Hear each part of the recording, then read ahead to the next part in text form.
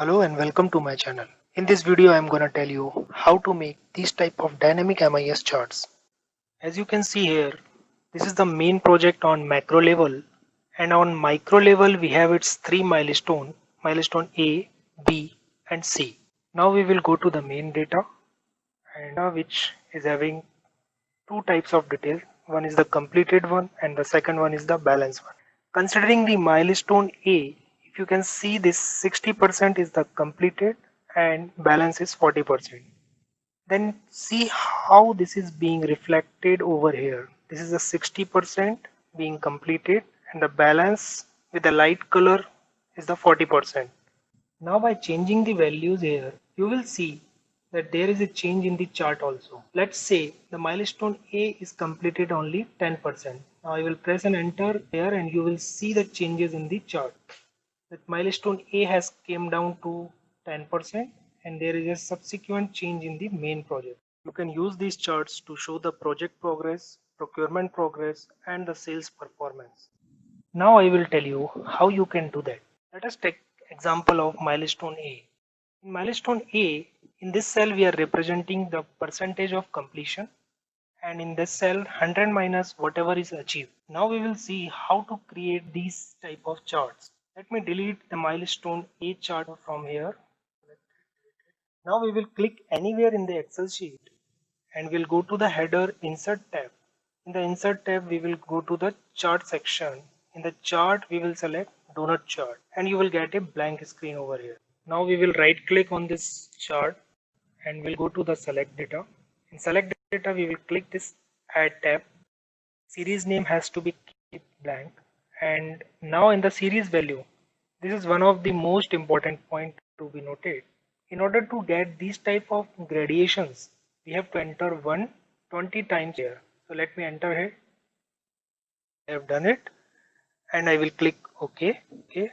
Now we have a good looking donut chart ready. We will delete this. Now we will double click on this chart. On the right side we have a pop-up window.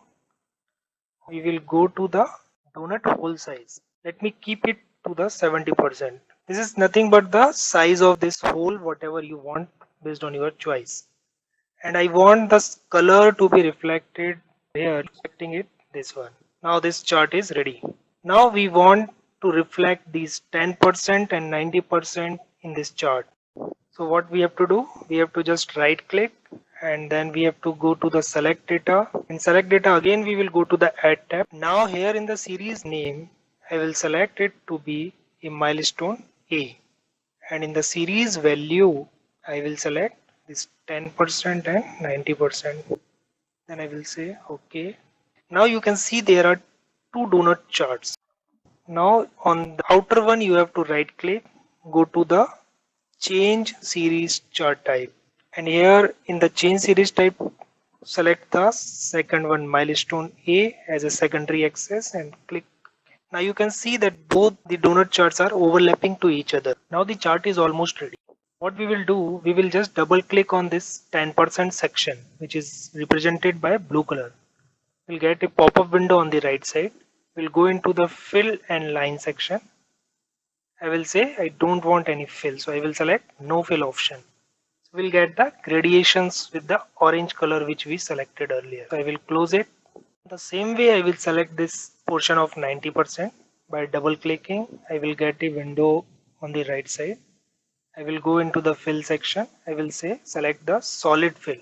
In the solid fill I will select a color, white color. Now in the transparency I will go to 20%.